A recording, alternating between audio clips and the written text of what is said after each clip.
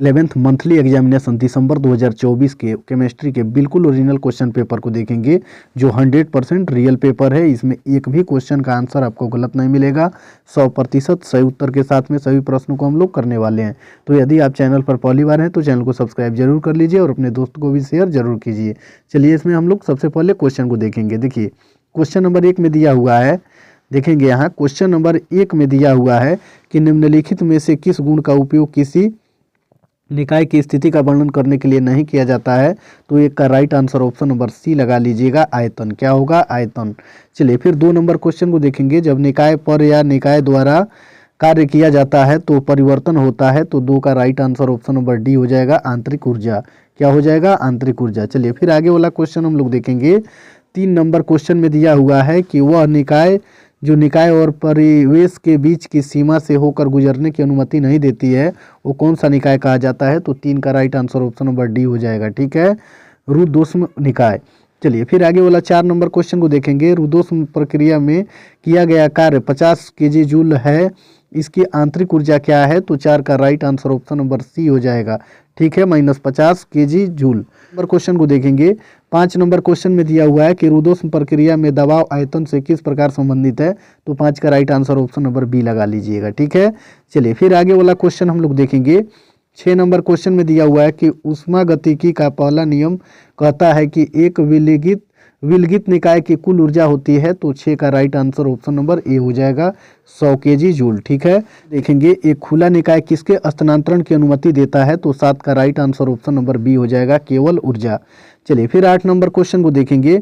इसमें दिया हुआ है कि अगर कार्य रुद्धोष्म दीवार पर किया जाता है तो निम्न में से कौन सा कथन सत्य है। तो 8 का right answer option number C हो जाएगा।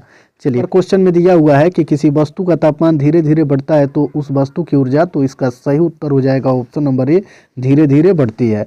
10 नंबर क्वेश्चन में निम्नलिखित में से कौन एक अवस्था फलन नहीं है। तो इसका सही उत्तर ऑप्शन नंबर ए हो जाएगा। चलिए फिर आगे वाला क्वेश्चन हम लोग देखेंगे। 11 नंबर क्वेश्चन में दिया हुआ है कि निम्नांकित में से कौन सी अवस्था फलन निकाय का विस्तीर्ण है।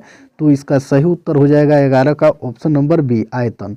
चलिए फिर आगे वाला 12 नंबर क्वेश्चन को हम लोग देखेंगे। वे गुण जो निकाय में उपस्थित द्रव्य की मात्रा या आकार पर निर्भर नहीं करते हैं कहलाते हैं।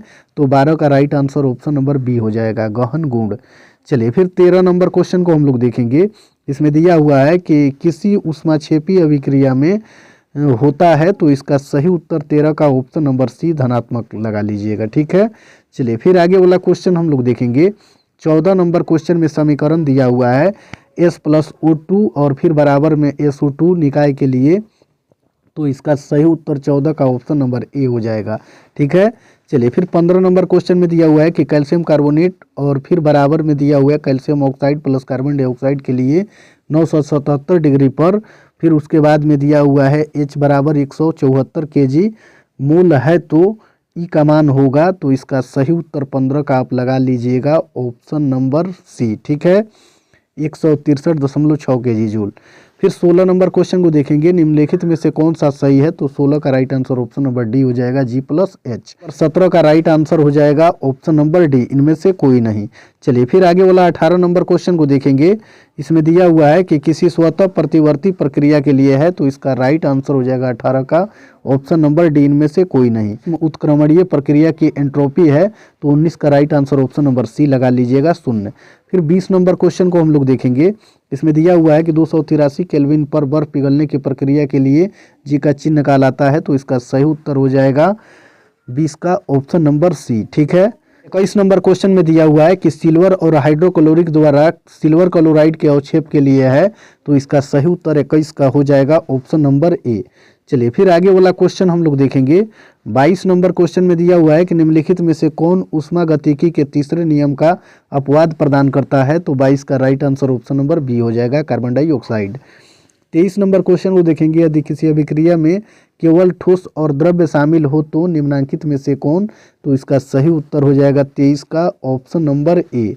चलिए फिर चौया के लिए जी बड़ा 0 से हो तो इसका राइट आंसर हो जाएगा 24 का ऑप्शन नंबर बी। चलिए फिर 25 नंबर क्वेश्चन को देखेंगे। इसमें दिया हुआ है कि 1 मोल एक परमाणविक आदर्श गैस की एंथैल्पी बराबर होता है। तो इसका सही उत्तर हो जाएगा 25 का ऑप्शन नंबर बी। चलिए फिर आगे वाला क्वेश्चन हम लोग देखेंगे। 26 नंबर क्वेश्चन में दिया हुआ है कि एंट्रोपी का तात्पर्य है, तो इसका सही उत्तर ऑप्शन नंबर सी हो जाएगा, यादृच्छता से। ठीक है। चलिए 27 नंबर क्वेश्चन को देखेंगे। व्हाइट हॉफ समीकरण है, तो इसका सही उत्तर 27 का ऑप्शन नंबर डी हो जाएगा। चलिए फिर 28 नंबर क्वेश्चन को देखेंगे। किसी अभिक्रिया के संतुलन स्थिरांक किससे संबंधित है, तो 28 का right answer option number B हो जाएगा। चलिए फिर 29 नंबर क्वेश्चन को देखेंगे।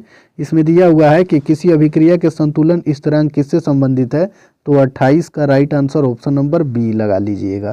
देखिए क्वेश्चन नंबर 29 में अभिक्रिया दिया हुआ है और पूछ रहा है कि इसके अनुसार HI के निर्माण की ऊष्मा होगी, तो 29 का right answer option number C हो जाएगा। ठीक है। चलिए फिर 30 नंबर क्वेश्चन को देखेंगे। एंट्रोपी की इकाई क्या है, तो 30 का right answer option number A हो जाएगा।